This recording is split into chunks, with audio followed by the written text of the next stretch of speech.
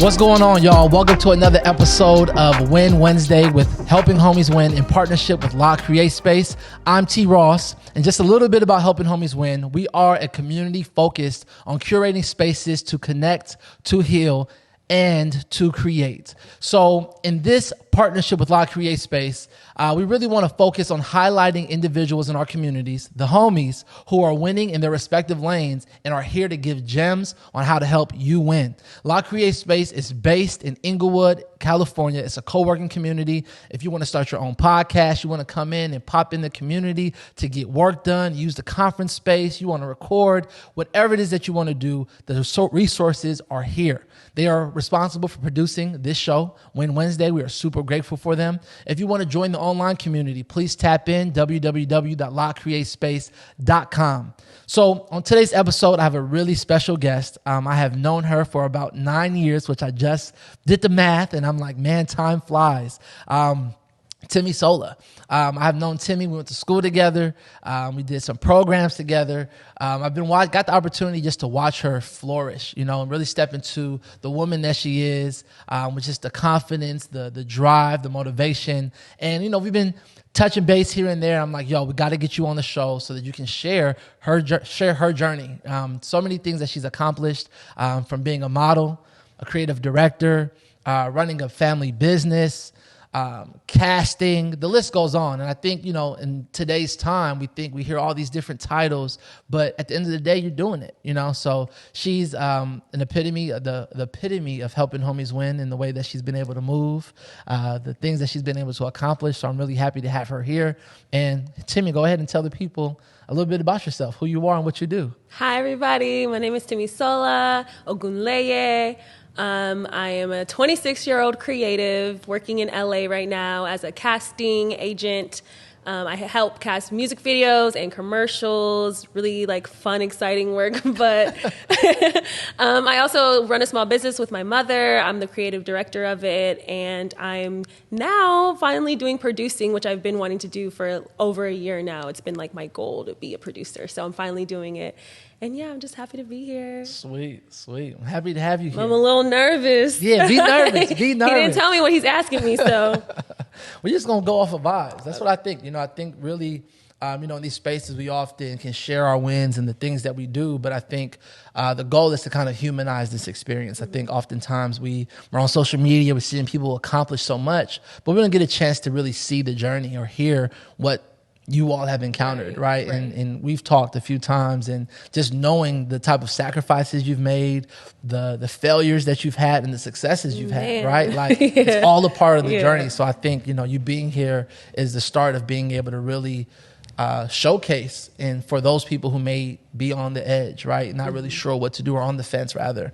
So let's go ahead and open up. Go ahead and tell me about some of the wins. This is an opportunity to kind of, I know you've transitioned since modeling, but tell us the wins that you've experienced thus far. I feel like for me, I think the problem that I have is that there's always a bigger goal in the back of my mind. Mm-hmm. So when you get the little things, it's it kind of oh, that was fun. And then it kind of leaves you. But I think getting featured with Vogue Italia, on their website, their little photo online website, that was It's not little. Cool. It's not little. But I've been featured on there. I think now it's 4 times, I believe. Vogue. Yeah. The Vogue. Yeah, Italia.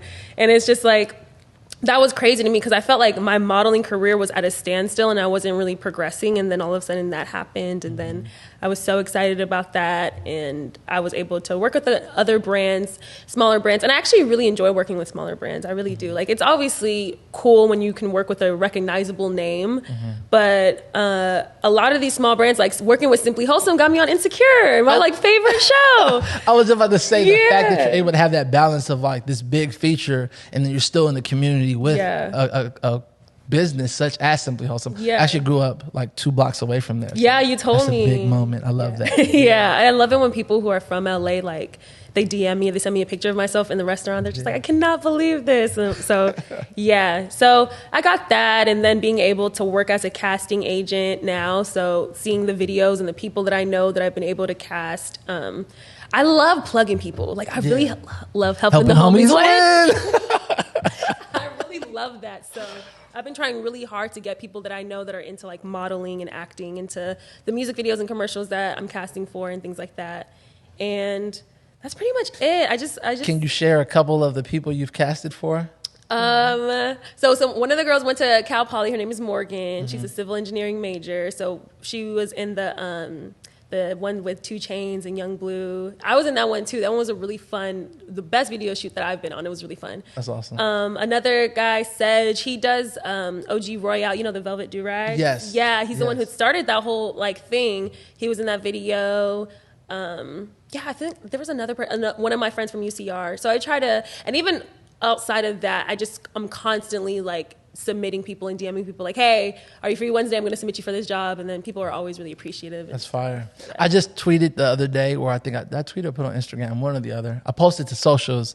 I did a shoot with La Create Space, right, for their merchandise. And I was like, man, I probably can really get into modeling. So I'm telling you. I'm going to go ahead and, you know what I'm saying, send you some headshots or something. I definitely think that you can get into it. And I think people are surprised, like, especially being on the other side of it. I'm like, damn, if you have just anything like unique about you or just different, like there's always something being casted with somebody that looks like all of us. Like you'll be so surprised. I even made my parents start like a acting profile so I can start casting them, because I'm just like, we're casting older people all the time. Oh wow. Like all the time, and there's not a lot of competition because not a lot of older people think to submit themselves for exactly. that. Yeah, but you need everyone represented, right? Exactly. And it's pretty like easy money, pretty chill. Like you just show up, you're chilling for the majority of the set time. They feed you. Hey, can't ever turn down food, right? Exactly. That's great. So, you know, as you share some of these wins and like where you are now, I think your journey is the one that I think has been so fascinating to me. You know, knowing, you know, you went to Cal Poly, you did the engineering thing, got into engineering, and you know, now you're sharing this creative space that you're in, that you're passionate about, you know, as a creative director, as a producer. Talk to me about, I guess, a little bit about your upbringing as far as your household, the drive towards becoming an engineer. Just like, let's start to tiptoe into that. So it's so funny, like, a lot of people don't know this, but my mom was so mad at me when I came back from Rise when I did it as a senior in high school. Okay. Because I went there and she was like, you should just do engineering. I was like, fine. Because I didn't know what I was going to do, right? So I was just I was going to listen to whatever they said, because I'm like, you guys are paying for it. So since I don't know what I'm going to do, I can't really argue with you.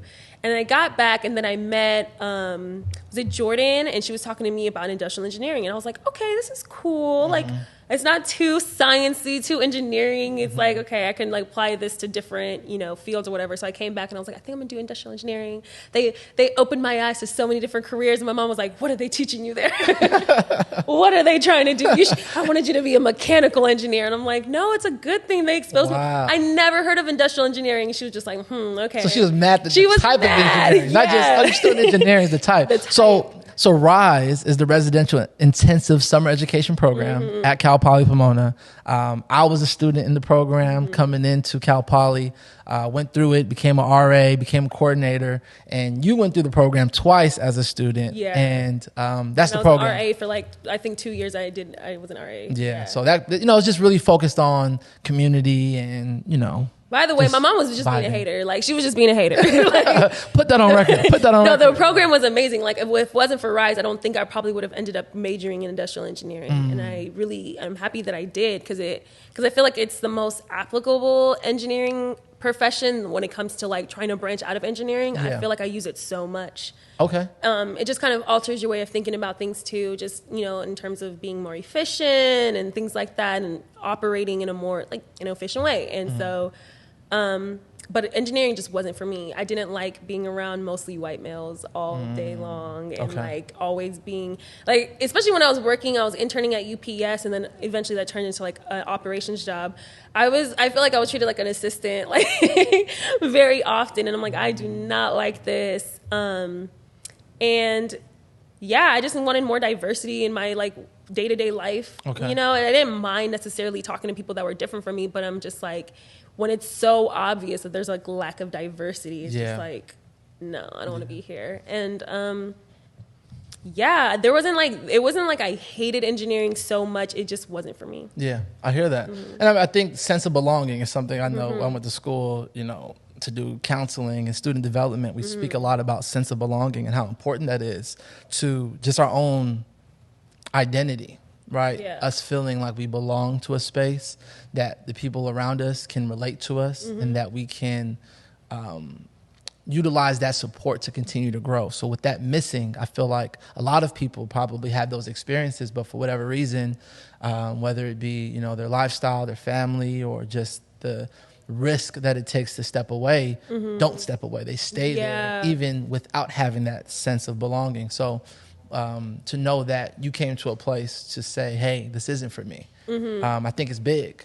But you still talked about how some of those skill sets have still added to your life. So tell me about how, we'll get into like that transition, but tell me about the skill sets and how they show up today in who you are. I think the main one is Excel. I don't know why Excel spreadsheets? Microsoft Excel? Yes. I don't know why it's not taught more frequently throughout college and even in high school.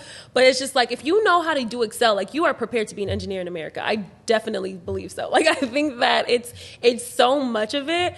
And there's in every single thing from casting to working with Dr. O's, Excel is it's useful. So like, that's one thing that I'm just like, who would have thought like Excel would be so. And just like I said, with the efficiency, we learn different ways of doing things, like different systems, and so you kind of start to look at, okay, I think doing this would be way faster than doing it like this. Boom. Like, you know what I'm saying? Being able to like quickly kind of get that's gonna be really helpful. And even now in casting, like, with my job, there was like certain ways that they said that we should go about it. And I said, no, it's like, let's just try it this way. And it ended up being so much more efficient. And I'm just like, okay, I'm happy. So you're like adding value in ways to help, like literally make a organization more efficient in the process.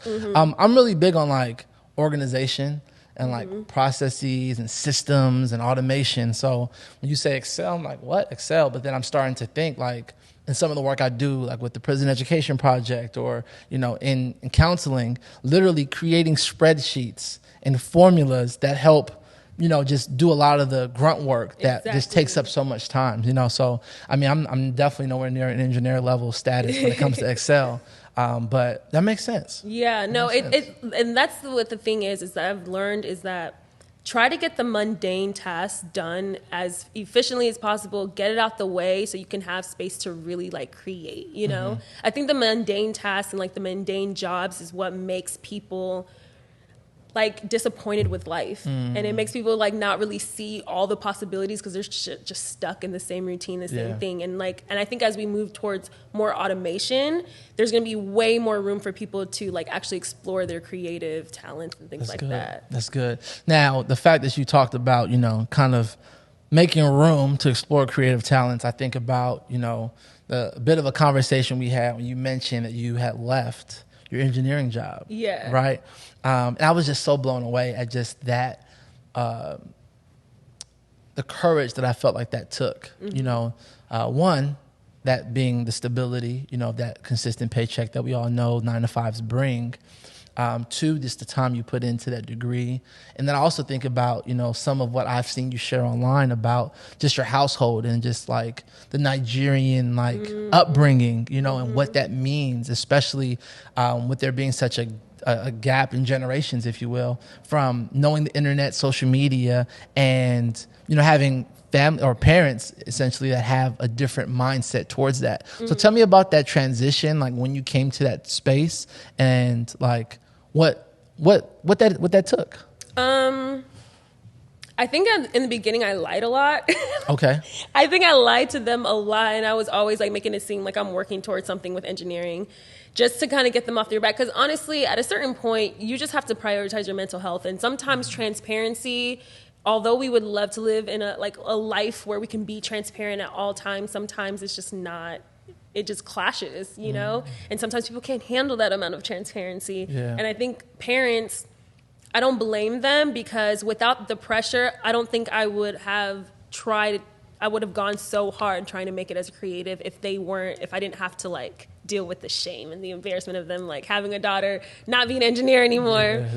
So I'm glad they put that pressure on me, but at times I just had to straight up just lie and just make it seem like I was working towards it when I was really just like planning photo shoots and like, you know what I'm saying? Yeah. And I think that I finally had to just like start having talks with them about like, well, what did you do all of this for then? Like, what was the whole point of all your sacrifices if I'm going to have to follow the same path you did? Like, if I'm going to have to do a job that I don't really love, because I know my parents' passions and what they're currently doing right now aren't their passions. I think my mom is more so working towards hers with the business and stuff.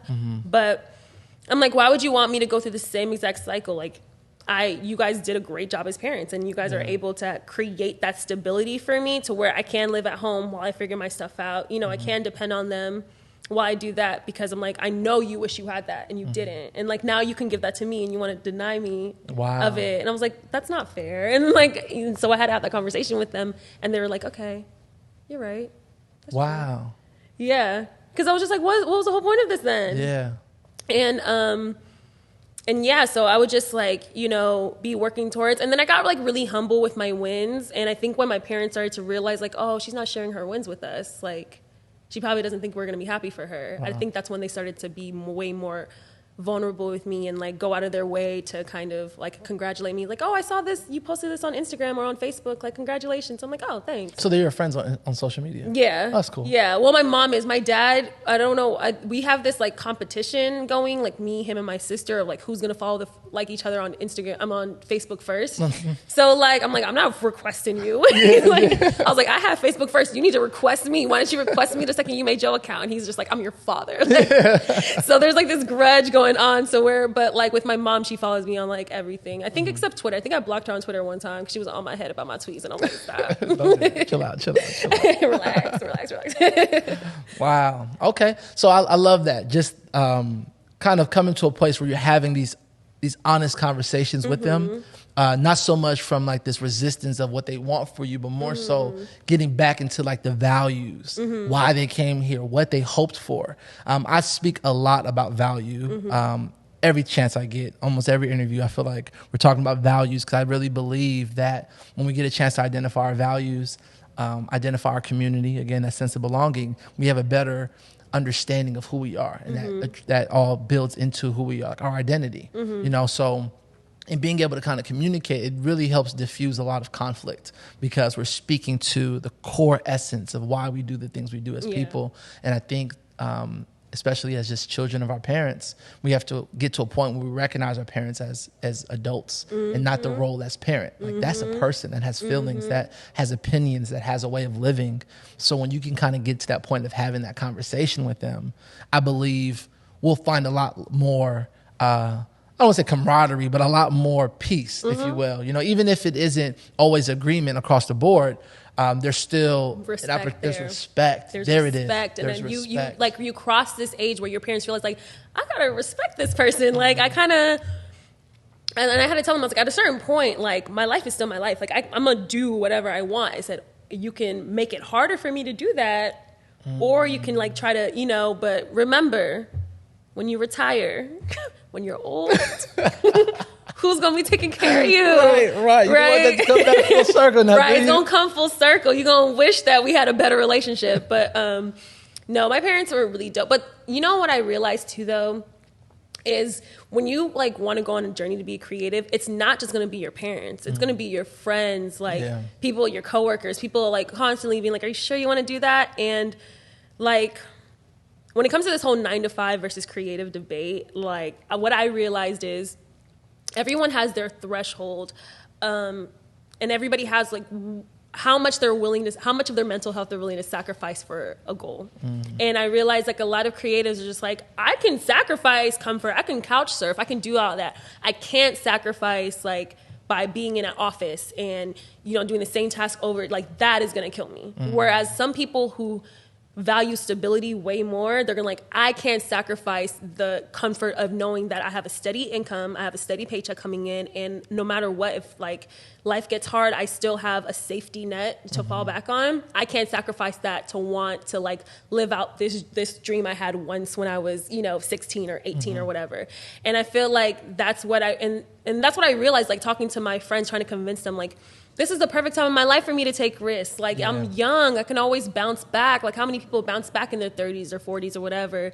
Like, this is the perfect time for me to do these things and be really risky in my behavior. And my friends are like, like my sister, she's a Taurus. She's a very earth sign, very grounded. Okay. And she was just like, I don't know. And, like, I'm friends with a lot of Tauruses. So, like, they're all like that. So I was fighting everybody at a certain point. And then I just had to get really good at communicating.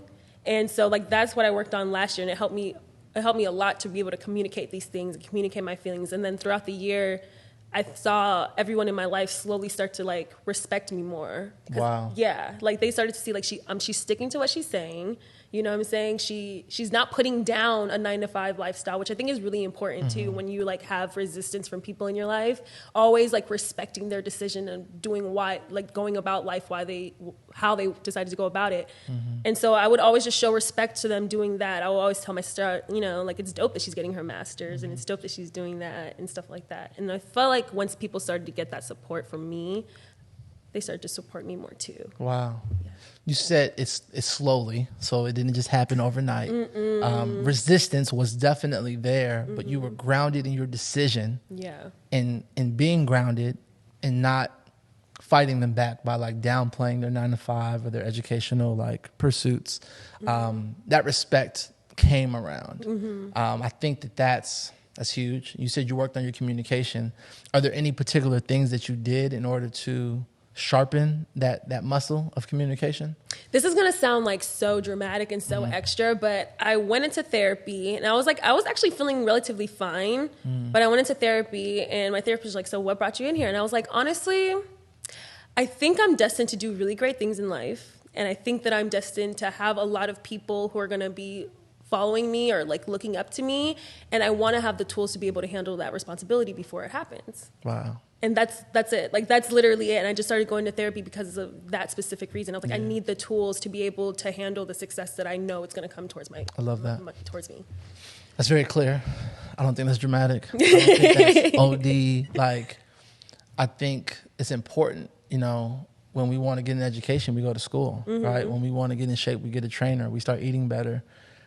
Every other thing, we put something in place to execute and reach the goal. But when it comes to how efficient we are as human beings and the way we communicate, and our whole lives are based around relationships, no matter what you do.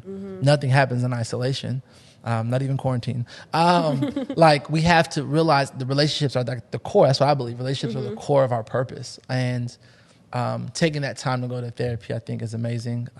I go to therapy, and I had a similar experience. It wasn't anything in particular. I mean, there were a couple things. Like, I was in grad school at the time. I was overwhelmed. And actually, if I'm being honest and transparent, I felt like I was so behind in some of my assignments that I had not turned in, that I need to go to therapy to hopefully find some type of learning disability that would give me the accommodation to get those things done. And what I found out was that I had stress-induced anxiety, where I'd put things off for so long that when it was time to face those things, it was so much that I was overwhelmed, and now my anxiety was at play, and now I'm paralyzed to do the work. And that was something that helped me realize, okay, my issue is more so that I'm not planning or making the best use of my time when I have it. So I have to get into my task management bag and really on my calendar put in time that I'm going to brainstorm, that I'm going to write, that I'm going to research, that I'm going to work on an assignment, do the first draft and get some edits, and then go for the second draft. I had to really organize that. And from there, that got cleared up really early, and then I stayed in therapy because I started to become very clear with, what, I feel as though a lot of my relationships, I'm able to get by with bare minimum, because my bare minimum people are praising me for. And I can be like, oh man, like, I can just coast. People think I'm doing well. It looks like I have things together, but deep down inside, I know I'm not even hitting the tip of the iceberg for my potential. And I don't want to be in a position where I start to utilize that that praise and those accolades in a way that makes me like settle for what others think is good, because I know it's not satisfying to me. So from out the gate, my therapist kept it real with me. He would call me out on so many things and all my excuses and the way I would try and flip words and opportunities or whatever.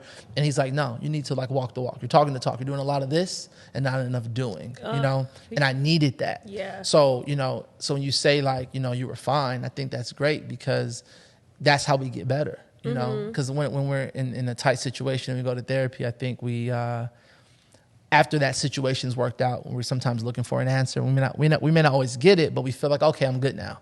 Therapy can go on the back burner. Life is manageable. Yeah. But it's a very different thing when you get a therapist and get into therapy when things are manageable, so you can have the tools when you actually need them. So that's fire. Man, I like love what you said, because that was with me too, with talking the talk. I feel like for years prior to 2020, like I know 2020 was a hard year and I don't want to be like insensitive by saying how good of a year it was for me, but like internally, I feel like it transformed me a lot. But I feel like prior to that year, that's what I was doing too. I was kind of just like, you know, just getting pats on the back for things that, and I just looked like I was doing a lot and things. Even now, sometimes I feel that imposter syndrome of like, yeah, but you could be doing more. Like, yeah, people are clapping for this job. You only got paid $250 for it. It's not like you got paid. Like, you know what I'm saying? Like, always just doing, like, just always putting myself down, just trying to, I don't know, just one up myself. And I'm trying to get better at doing that and kind of just, but I don't want to get too used to the praise or anything like that. Yeah, that's really good.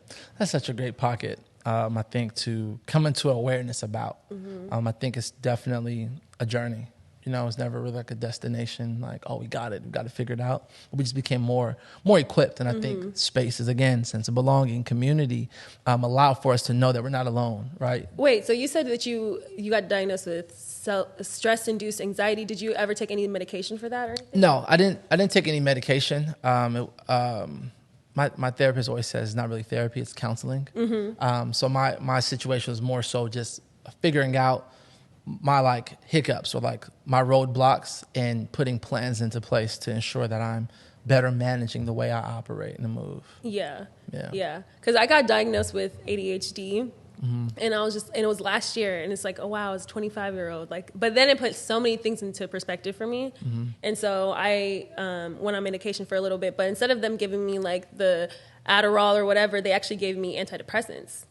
Yeah, and like when I first went into therapy, I said it felt fine, and I did feel fine. But throughout the year, I realized like, you are not fine. Like, there were so many things that I just never dealt with, especially like childhood things that happened to me in college that I never dealt with, and I felt like that was really causing me to be completely just inactive, like really distracted, not being able to like get tasks done, all those different types of things. So I went on medication for that, the antidepressants, and then once I started to get my rhythm and feel fine, I stopped using them, and then, you know, things were cool. But I just always want to ask people, because I feel like I never knew of any person that went on antidepressants, especially no Black people, that openly talked about being on antidepressants or anything like that. Well, I mean, I think therapy in general is already like taboo within our culture, right? I remember when I told my family I was doing counseling therapy, there was a lot of resistance. Like, why are you doing that? Or, you know, like, our faith would come into the play. Like, all you need is Jesus or the Bible and all that, and not to knock that in any particular way. But I think even when it comes to my faith, like there's a big part of that process where we have to rely on wise counsel. You know, and that wise counsel, like, they're not going to say, oh, you don't need to go work out. You got, your faith. You don't need to go eat better. You got your faith. It's like, it's in tandem. You know what I mean? Like, we have to have that balance of the people who are the professionals. One of the things that I received in counseling recently was a surgeon can't do surgery on themselves. So no matter how much information and wisdom I get, surgery, I can never operate on myself. I need to get a professional to do that for me. And I think that process has, my journey in therapy and counseling has actually opened up my family to recognize the benefit of it. And I think more of us should have these type of conversations where we are sharing our experiences so that we can kind of demystify some of the taboo elements of therapy and taking antidepressants and having, these disabilities, right? Because even the term disability has this like negative connotation to it, but these are things that hinder us from operating at our full potential. And the quicker we're able to recognize it, the quicker we're able to put ourselves in position to like improve and start to work on and make the adjustments necessary to like maximize who we are. Yeah, I feel like with my family, the thing that made them kind of like, when it came to me doing therapy is they always have this fear that like people go to therapy and then they don't take any accountability for anything. Like they just want to go to therapy to have a therapist tell them like, you're not wrong, everything is okay, or like this is because of trauma and all these things. So even when I would bring up like, oh yeah, because childhood trauma, they'll be like, trauma? What trauma did you have? So offended, and I'm just like, trauma is just like anything that you went through that had some sort of like negative-ish impact on your life as you grow up. It could be something small, but if you didn't have the tools at the time to process it, it's going to turn into trauma. Like that's just, it's very simple. But that's when I realized like, oh wow, people actually, they have like a misconception with what therapy is like. And it's like, yeah, you go to therapy to get validation. But then like the great thing about therapy is they teach you how like you're in control of so much of the things that you feel, you like so many of the experiences that you have way more control over it. And the things that aren't in your control, you actually have to approach it like that. It's not in your control. That's good. And so like, and it takes so long for people. But honestly, I feel like talking to you was my first like real therapy session. Yeah, I get emotional when I talk about it because I'm like, oh. Get emotional. Tell me about it. It was when I remember I was like talking to you. I was with you and Maron, and we were like setting up for Rise, and we were like in the suite. And I was talking to you about Jasmine because I used to have an issue with Jasmine. Yeah. And I was getting crossing over that line of just saying about how I was feeling to like shit talking, and like you stopped me, and you were just like, "Oh, you're salty," and I was just like, no, I'm not salty. She did da-da-da-da-da-da. And you're like, no. Like, I don't mean it as a bad thing. Yeah. Like, you're salty, and that's okay. Like, it doesn't, like, it's okay to be salty. And, like, I swear to God, for the first time in my life, that was the first time anybody had ever validated my feelings. Like, and I realized over time, like, oh, my gosh, like, you felt the need to either not necessarily exaggerate situations, but put so much, like, energy into situations when, like, talking about them because you felt like if it didn't sound extreme enough, then no one's going to validate you. That. Damn. So, and if you didn't make this person look bad enough, then no one's going to validate you. So you had to make them look really terrible, and you had to make the situation look really bad so you can get that validation because you didn't realize that you could just validate yourself. And so like, that was just like the first lesson, I feel like therapy sort of like lesson that I had where, I was like, damn, like I have to do better. Like, it's okay to be salty, but like, you don't have to cross the line into trying to like tarnish someone's character in order to like validate your own feelings. Yeah, what you're actually going through. So yeah, thanks, Terry. Wow. Listen, wow, that's interesting. I mean, I know you shared that, and it's funny because those are the moments that we don't even think about. You know what I mean? But like, I was there, but I had no idea it had that type of impact. Yeah. You know what I mean? Until you like shared it and like gave context of what that meant for you. No, it really was like I like get teary-eyed every time I think about it because I'm just like, oh my gosh, like I literally felt like something in my brain chemistry changed, and I'm like a switch kind of just went off, and I was like, oh my gosh, it was like a really powerful moment in my adult life. That's fine. Thanks for sharing that. That's big. Just as we kind of like explore our internal processes as like going to therapy, learning to communicate, finding that acceptance within ourselves first when we're within our communities, I feel as though in you sharing your journey this past year, and I think it's okay to talk about time in quarantine being beneficial to you. While there was a lot of grief and loss, it still was time for, I think, everyone to still take a back seat and look at ourselves. Yeah. To look at how we respond, to look at how maybe our identities were tied up in what we do rather than who we are. Look at how, man, I need to spend more time with my family. I should check on these people more often. Or, man, I wish I had more time to do this. Or, man, I really like this. I just never gave myself the time to explore these things. I think it was definitely a time of discovery of self. So I don't think that's, I think that's common. I think the more conversations I have with people, the more I recognize that. And I feel like now, as again, watching you step into your bag as a creative director, as a producer, as a casting agent. I feel like I see you glowing a lot more in a way that feels like freedom, So tell me about that energy you walk with. What's your mindset now in operating in this creative space? Well, I feel like college taught me a lot. Like, it really prepared me in the different situations I went to, because, I had a really, I had a really volatile college experience. Like, it was really like the highs and the lows and everything. But something that kept on stuck with me is, I won't say this person's name, but there was a person who worked with Rise too who didn't like me. Mm-hmm. And I remember asking her, I was just like, what did I ever do to you? She was like, I don't know. I don't really like the way I feel when you're around. You're nice and you never done anything, but I don't really like the way I feel when you're around. And that really hurt me, because I was just like, oh my God, am I bad vibes? Am I who they're talking about? No, right. What? I'm so confused. And so ever since that moment, I started to be really mindful of the energy that I walk around with.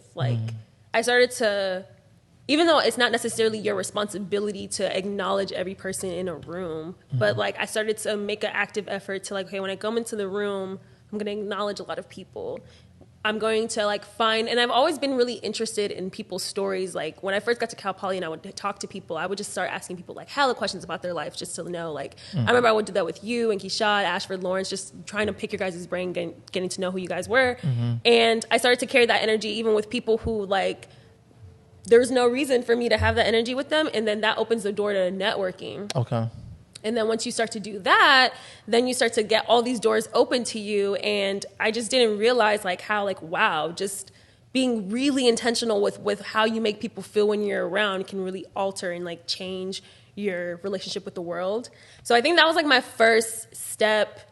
And then just following, we were talking about before this started, following the signs and following signs that, because you might say, because if you were to ask me if I was going to do casting a year ago, I would have been no, but I know I wanted to do producing. Okay. I didn't realize that casting was going to be the step to get me to producing, but I was following the signs and things like that. I would follow my intuition. Charles, my boss, directed Floyd Zion. We know him as a different name. Yeah. He directed his last video, so I was just something told me follow the director. I don't know why. Something told me to follow him on Instagram, and then he was posting oh, I'm looking for casting agents. Then I DM'd him. Then I got the job, and it was just following those little signs, those little things in your spirit that's telling you just to follow this, see this through. Once I started to really do that instead of following what I was supposed to do, also checking my ego. Okay. Because I swear, the thing that stops a lot of people from pursuing things creatively is we have this idea of how we want to see ourselves, right? And we have this idea of how we want other people out in the world to see us. Mm-hmm. And so I really was married to the idea of people seeing me as a Black woman engineer. I was so married to that idea because of what it felt like to get that acknowledgement from people. Okay. And when I would say, I was oh, I'm an engineer, I'm majoring in engineering, you'll be wow, whoa. I started getting so addicted to that feeling. Wow. I was ignoring all the other things that are telling me girl, this is not for you. You hate this. Why are you taking linear algebra? Quiet down. They're praising me right now. Exactly. Yeah. So just checking that ego and really not letting praise get to your head too much, and I think that's a thing that a lot of people who end up just sticking to their 9-to-5s do is, I got all this praise and everyone's patting me on the back, and do I really want to go back to being a production assistant, or do I really want to go back to writing? Last year I was doing DoorDash, I was doing Postmates and stuff because I wasn't trying to focus too much time applying to engineering jobs. So sometimes you just have to do what you have to do, And so, yeah, checking your ego. That's a big thing. That's huge. That's huge. That ego, and it's so funny because that it's not funny, but it's interesting how layered ego can be. Because when someone says, oh, you got ego, you're prideful, for me, it feels very easy to just reject that idea because of, again, this idea that we have of ourselves, like, oh, I'm giving and I talk to people and I help people, but ego can be so tricky. And it can be that difference of literally, like you said, being addicted to this idea of who we are and not accepting certain things, not taking that time literally to DoorDash, right? When I had got fired from my job, my first job, I did Uber, you know, and I had fun doing it, but it wasn't something I would tell people, oh, I'm doing Uber because of just the stigma. What does that mean? You're doing Uber, right? But I was making good money. Like I was able to do what I wanted to do and maintain my lifestyle, and no one would know the difference, you know? And I think, again, it's all tied in that idea of how we see ourselves. I don't see myself as an Uber driver, but if that's what it takes to get my bills paid and I'm still focusing on the other things, why should we be ashamed to like open ourselves up, be transparent, to let people know what we're doing, you know, if that's what we intend to do, or if we do see ourselves as individuals who, you know, want to be able to inspire others. I think we often cut people out of knowing that part of the journey, which actually makes us a lot less reachable. You know, it makes people feel like, oh, I can't be as successful as XYZ. And that's part of the reason why this platform exists, right? It's, again, to humanize the journey, because we don't get to hear about the therapy. We don't get to hear about the rejection that we get from friends and loved ones, or the moments that we gotta do DoorDash, you know what I mean? That we gotta do Uber. It's like all of that has brought you into a space to be who you are today, to succeed in the way that you have and have the mindset necessary to continue pushing forward. Yeah. And I would compare myself to friends so much, or people who started around the same time I did. I would constantly be comparing, and then, but it's true. Like what you see on social media is but I think that's the reason why I've been getting a lot of people saying like, oh, I see you, I respect you, is that I made an effort to be really transparent and vulnerable on social media. Like I tried really hard not to make it seem like I'm living this great life and I'm just this, like, you know, I will be bummy sometimes I'll be cute, sometimes I'll be bummy, sometimes I'll, you know, like I was really transparent on social media, and I think a lot of people appreciated that. So it gave them the inspiration to think like, you know what, I think I could low-key become a creative. And now I've been getting a lot more people who did go to Cal Poly, did the whole professional thing, asking me like, you know, I'm about to take this gamble now. Like, do you have any advice for me? I'm like, yeah, if you need anything, just let me know. Because that's the thing. I feel like vulnerability is what's going to save us from this social media facade that we all live in. Like, we all need to be way more vulnerable, but it's so many people are afraid to talk about their L's, and I don't know why. We all take them, but we take hella L's. That's so true. Speaking of social media, I know your success on TikTok is really, really amazing, and it's brought opportunities to you as well. I want to talk about that. Talk about that a little bit. Just your experience on TikTok, it being like a phenomenon, if you will, at this point in our lives, as like we integrate into society, and you know, we hear about TikTok so much, and you know, you've been able to garner a huge following. What has that experience been like for you? It's been, it's just so interesting because like people who didn't really care for me have started to be like really nice to me. And at first I didn't put two and two together. Like it might have something to do with TikTok. I just thought like, oh, we're all going through personal growth. I'm happy to hear this. Like, you know what I'm saying? So I never really put like, okay, like, but it's been for the most part really positive. I try to be really humble with it because I know a lot of it is because of my family dynamic. It's not just me, you know, and that keeps me humble. So I don't let it go to my head too much. But it is kind of weird thinking about how many thousands of people are perceiving you on a daily basis. Yeah. Like, that's when I started to use my close friends. Because at first I didn't really use my close friends on Instagram that much. But then I had to, because like there would be I'll be talking about something personal, and then like, for completely forgetting that, you know, there's people who have no business knowing that, knowing me in that intimate of a level, you know, knowing. So that's a little bit like sometimes I get a little bit self-conscious with what I put out there, just because I know there's so many more people. On TikTok, I try to be a little bit more PG, I don't, I'm not as like reckless as I am on Twitter. Twitter is your Twitter ground. is my playground. That's where I be wilding. But yeah, like, I don't know. Everyone always asks me like, how does it, like, what about TikTok? And I'm just like, I mean, it's fun. It's fun. And the thing that I do that I don't think a lot of TikTok creators do is I don't really check my mentions like that. I don't really look at my notifications. Why not? Because prior to getting like this social media clout, I would always look at celebrities and anytime they would get into like beef with regular people because they said something mean. So I'll go to their comments. I'm like, there's thousands of people telling you really good things about yourself. And like, you never show them the time of day. Yeah. But then the second one person says something that you don't like, then all of a sudden, like, that's the person who gets your energy. So then I'm just like, I don't want to be like that. Yeah. So I try really, really hard not to, but I know I'm emotional and I'm sensitive. So I know it's going to be hard for me to not respond if I see it. So then I just literally just don't look at it. That's like good. That. I had a conversation with a friend. He was talking about money and just these rules he has when he's investing. And that concept stood out to me because there's so many other ways that people invest, but he has a set of rules that he abides by. And just as you kind of speak to one, knowing yourself, knowing that you're sensitive, that you have, you're emotional in whatever capacity to the point where, you getting into those mentions and comments, it's probably not going to serve you as well, right? So you've made a rule for yourself when you're on social media not to go into that mention section. Yeah. I think that that's great, because even as I hear your growth and where you are, even having the huge following that you do, you have a very clear set of values and like this moral compass that's allowing for you to navigate and best manage that space. Keep it into perspective. This is your family. It's not just about you. Yeah. I think is that management and navigational like capital, if you will, that we all need when we're online. It doesn't necessarily need to just happen when we, hit big and people love our content, but what are those rules that we need to set in place so that when that time does come,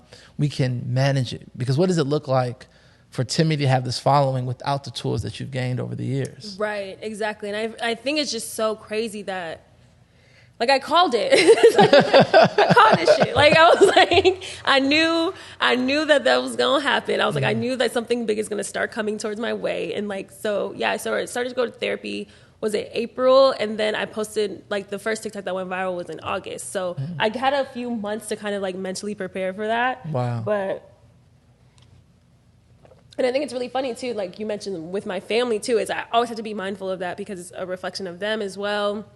And like, all of their friends see it, their coworkers see it, like they always are getting like sent everything. So I'm always really mindful of those things as well. So yeah, I didn't even like, right now I just realized like, oh, it's TikTok. Like that was the thing that follow your intuition. I'm telling you, like that's big. It's there. That's big. That's big. And I told myself too that like, and I like to go back on my tweets and like quote tweet like, and so I like to put out my manifestations out there because I think it's so much cooler when you can go back. So that was one of the things I said, okay, the next big social media platform, I'm becoming an influencer. I'm hopping on that because I slept on YouTube. I slept on Instagram. So the next one, and then TikTok blew up. And so I quoted it like last month, like this is wild. Like I did it. I called it. That's good. That's good.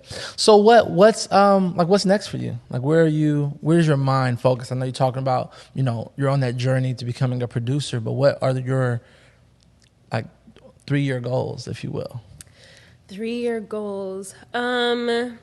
I definitely want to get my business with Dr. O's into more beauty supply stores. I don't even care about getting it into major chains.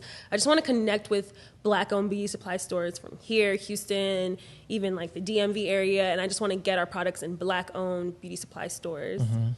Because I feel like Black-owned beauty supply stores, they don't have as much access to product because there's kind of like a little monopoly competition going on that they try to like exclude Black people from it, even though we're the largest consumers of it. Trifling. So I'm trying to purposely put our products in Black-owned beauty supply stores. I want to join a production team because right now I'm doing freelance in production, but I want to join a production team. Hopefully something with television. Okay. I want to be able to like produce in television and, read scripts and give my 2 cents on how scripts, what can like be tweaked. So like that's like what a co-producer does on a TV show. So I want to do that. And yeah, like maybe 3 years, like I don't know, maybe I'll get a man. I don't know.